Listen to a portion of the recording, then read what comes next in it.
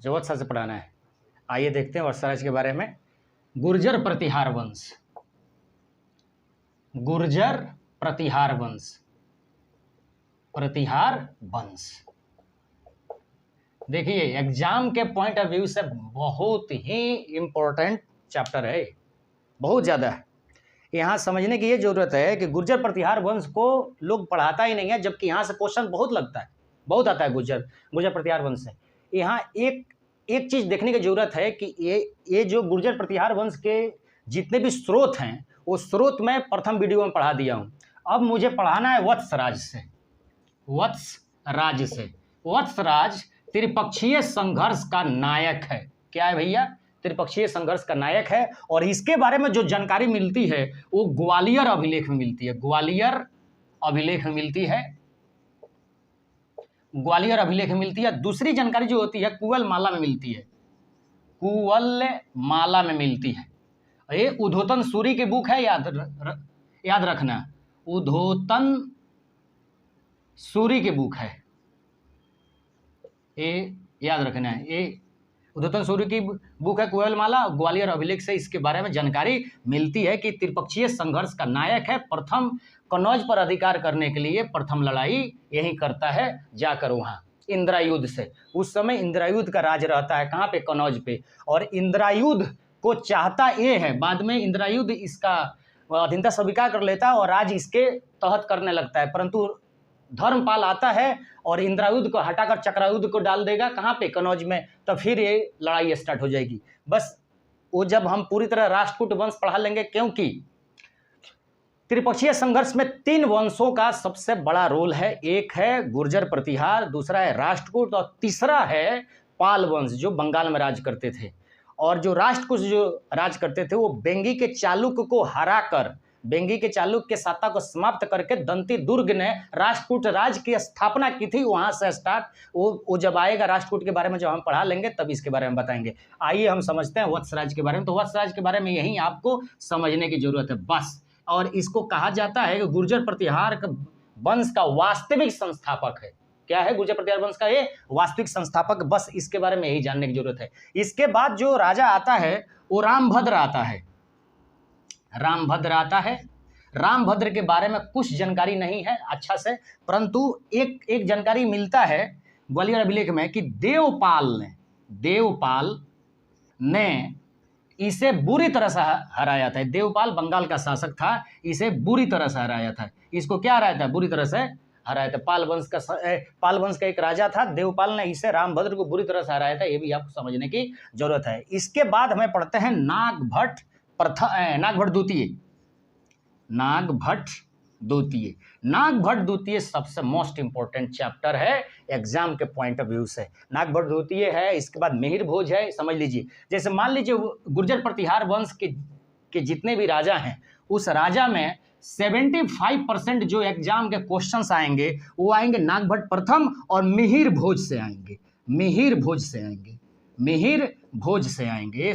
ये समझने की आपको जरूरत है। मिहिर भोज से आएंगे। नागभट्ट द्वितीय के बारे में पढ़ते हैं, नागभट्ट द्वितीय के बारे में पढ़ते हैं, नागभट्ट द्वितीय के बारे में। इसकी भी जानकारी ग्वालियर अभिलेख से प्राप्त होती है, इसकी भी जानकारी ग्वालियर अभिलेख से प्राप्त होती है। और इसका सर्वप्रथम जो मेन काम है वो है कन्नौज के शासक इंद्रायुध को चक्रायुध को हरा देता है, चक्रायुध को हरा देता है और वहां पे अपनी राजधानी परिवर्तन कर लेता है। क्या कर लेता है? अपनी राजधानी परिवर्तन कर लेता है, अपनी राजधानी परिवर्तन कर लेता है। जो पाल वंश का जो राजा था धर्मपाल, वो इंद्रायुध को हराकर चक्रायुध को कन्नौज पर बैठा दिया था शासक के रूप में। और ये क्या करता है? कन्नौज के शासक चक्रायुध को हराकर क्या कर लेता है? एक कन्नौज पे अपनी राजधानी बना लेता है। ठीक है ना? इसके पहले गुर्जर प्रतिहार वंश की जो राजधानी थी वो उज्जैन थी। इसको कहा जाता है अवनीपुर कहा जाता है। ये भी समझने की जरूरत है। ठीक है ना?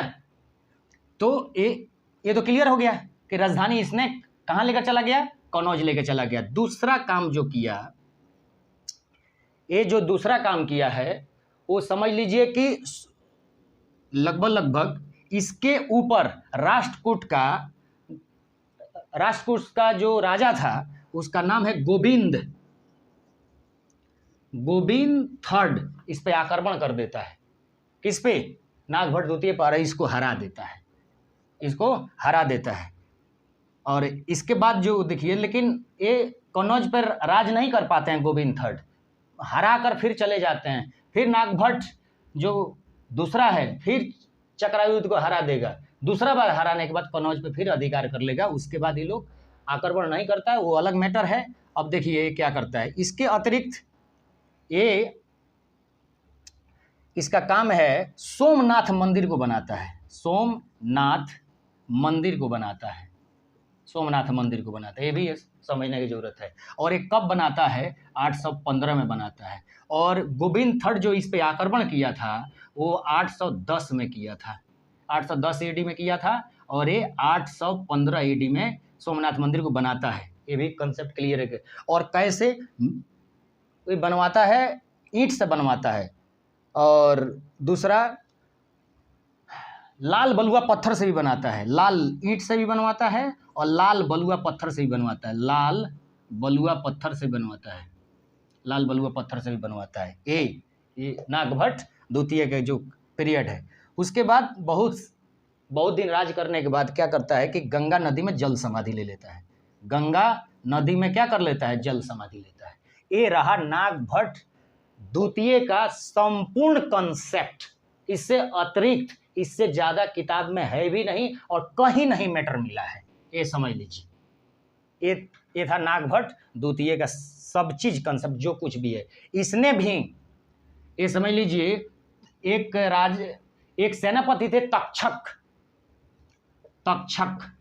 इनके सहायता से मल्लेच्छों को हराता, यानी अरबों को हरा देता। अंतिम बार अरबों को हराकर भारत से भगाने वाला जो शासक होता है वो होता है नागभट्ट द्वितीय। उसके बाद ये लोग कभी आक्रमण उस हिसाब से नहीं करते हैं जिस हिसाब से पहले किए थे। जो पहले वाले वीडियो में जितना पढ़ाया गया अरबों का आक्रमण, उसके बाद ये लोग करते ही नहीं है। उसके बाद ये समझ लीजिए गुर्जर प्रतिहार वंश को अरबों का विनाशक, मुस्लिमों का विनाशक कहा गया है। इनके फ्लैग पर सुअर अर्थात बराह, इनके फ्लैग पर बराह की आकृति होती थी, चिन्ह होता था। तो ये देखिए कि भाग जाते थे। कंसेप्ट क्लियर हो जाता है यहाँ पे। ये हो गया ना क्लियर। इसके बाद हम समझने का प्रयास करते हैं मिहिर भोज गुर्जर प्रतिहार वंश का सबसे प्रतापी शासक, सबसे योग शासक, गुर्जर प्रतिहार वंश का सबसे योग शासक 836 टू 885 ये शासन इनका रहता है, सबसे योग शासक। देखिए इनके पीरियड में अल मसूदी नहीं, सुलेमान, अरब यात्री सुलेमान आता है। अरब यात्री सुलेमान आता है और कहता है कि अरबों का विनाशक है ये राजा। क्या है? अरबों का, मुस्लिमों का विनाशक है और उत्तर भारत का सबसे प्रतापी शासक है। ठीक है। दूसरा काम, इनके पास दो उपाधियां थी। एक प्रभास की उपाधि थी और दूसरा आदि वराह की उपाधि थी। प्रभास की उपाधि जो धारण किए हैं वो दौलतपुर अभिलेख में पाया जाता है, दौलतपुर अभिलेख में पाया जाता है, ये भी याद रखें। और आदि वराह की जो उपाधि धारण किए हैं वो ग्वालियर अभिलेख में पाया जाता है, कंसेप्ट क्लियर कर लेना पड़ेगा, क्योंकि बार बार एक क्वेश्चन आता है कि प्रभास की उपाधि किसकी थी, आदि वराह की उपाधि किसी, इन्हीं की फ्लैग पर आदि वराह के चित्र अंकित है। इन्होंने दिरहम नामक चांदी के सिक्के भी चलवाए थे। दिरहम नामक चांदी के सिक्का चलवाया था अरबों के कंसेप्ट को लेकर। दिरहम नामक चांदी के सिक्के चलवाए थे। और इस सिक्के पे आदि वराह की आकृति है, चांदी के सिक्के पे आदि वराह, सोने के भी सिक्के चलाते हैं तो उस पर भी आदि वराह की उपाधि है, इस पे भी आदि वराह की उपाधि है। Concept clear. सेकंड, यहां देखें, ये राष्ट्रकूट से, राष्ट्रकूट शासक राष्ट्रकूट से मालवा छीन लेता है, मालवा छीन ले, सबसे बड़ी उपलब्धि है। राष्ट्रकूट शासक से क्या कर लेते हैं, मालवा छीन लेता है, ये भी जानने की जरूरत है। इनके भी काल में देवपाल आक्रमण करता है, देवपाल, और इनको हरा भी देता है। देवपाल आक्रमण करता है, इनको हरा भी देता है। इन्होंने एक मंदिर बनाने की प्रक्रिया स्टार्ट की, मंदिर बनाने की प्रक्रिया, जिसे कहा जाता है महामारू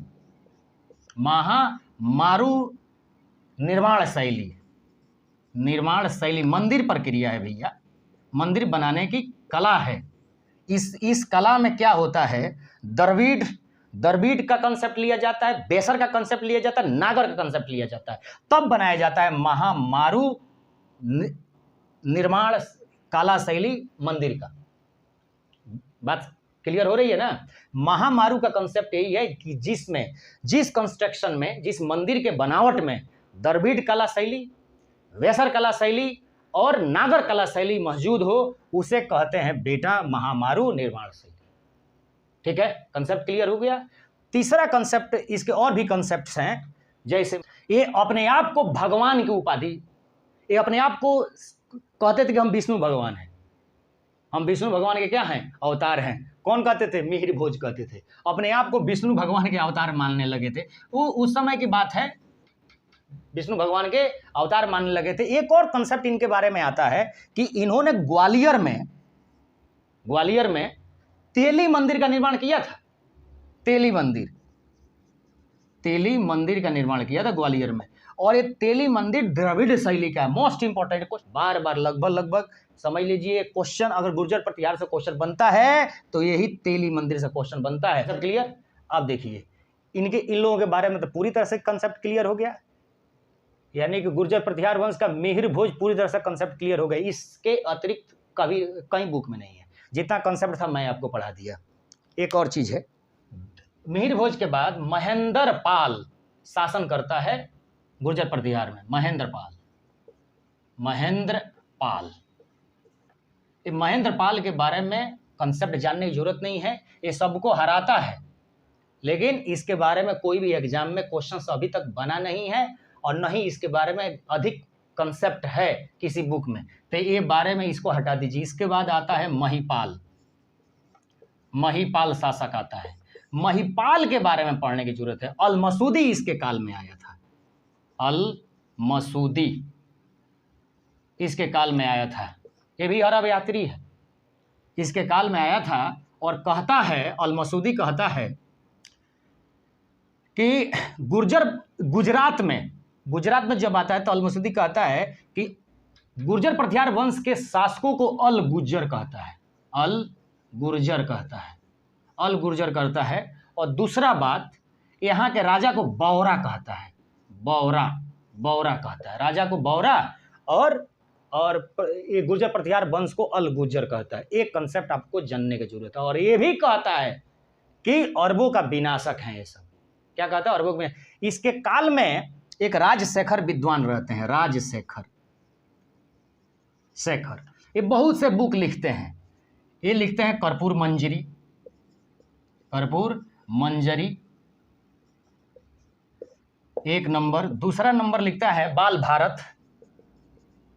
भारत। तीसरा नंबर लिखते हैं बाल भारत या भारती बाल रामायण।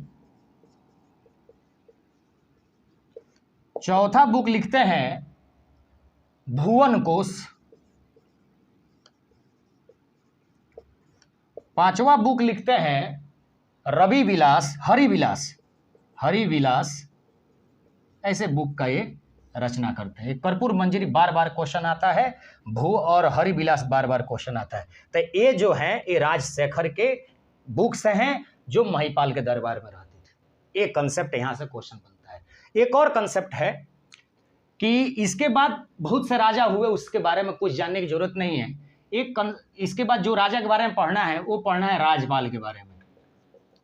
राजपाल के समय में महमूद गजनबी कन्नौज पर आक्रमण किया था, परंतु ये आक्रमण का सामना करने के डर से, महमूद गजनबी के डर से ये राजपाल जो है कन्नौज छोड़ के भाग जाता है। तो चंदेल शासक विद्याधर जो है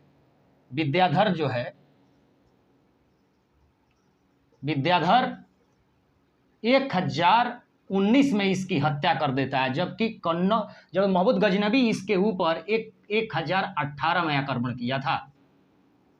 ये क्षत्रिय धर्म का पालन नहीं किया रहता है राजपाल, इसीलिए इसका क्या नाम है, चंदेल वंश का शासक जो विद्याधर होता है उसे बहुत प्रतापी राजा था, और इन्हीं लोगों के कन्नौज का ही यानी कि राजपाल का ही एक सामान था। ये इनकी हत्या 1019 में कर देता है।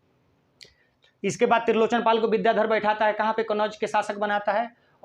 और इसके बाद क्या होता है कि ये त्रिलोचन पाल पर भी आक्रमण कर देता है, परंतु त्रिलोचन पाल पूरी तरह से शक्ति का प्रदर्शन करता है उसके खिलाफ, महमूद गजनबी के खिलाफ। लास्ट में हार भी जाता है, कोई बात नहीं है, मर जाता है, वो अलग मैटर है। इसके बाद जो है विद्याधर ने यश पाल को कन्नौज गद्दी पर बैठाता है, और लास्ट में यश पाल को इसी का सामंत चंद्रसेन ने गढ़वाल शासक का संस्थापक चंद्रसेन ने इसकी हत्या करके गुर्जर प्रतिहार वंश का अंत कर देता है। अर्थात गुर्जर प्रतिहार वंश का अंतिम शासक यशपाल होता है। एक कंसेप्ट पूरी तरह से डीप कंसेप्ट है, ये गुर्जर प्रतिहार पूरी समाप्त हुआ। अब इसके बाद मैं पढ़ाऊंगा कि वो दंती दुर्ग कौन था जो राष्ट्रकूट का संस्थापक था, और दंती दुर्ग नागभट्ट प्रथम से किस प्रकार संबंधित था, इसके ऊपर भी चर्चा करेंगे। देखिए, त्रिपक्षीय संघर्ष का नायक जो है वत्सराज, और उसके अतिरिक्त राष्ट्रकूट वंश का जो शासक है ध्रुव, और उधर धर्मपाल है, पाल वंश बंगाल के शासक, इन सभी के बारे में पहले पढ़ा लेते हैं, फिर त्रिपक्षीय संघर्ष कराकर जो 200 वर्ष तक संघर्ष चलेगा उसके बारे में समझाएंगे। पूरी तरह से गुर्जर प्रतिहार वंश आज का क्लास पूरी तरह से समाप्त हुआ, और पढ़िए, मजा लूटिए।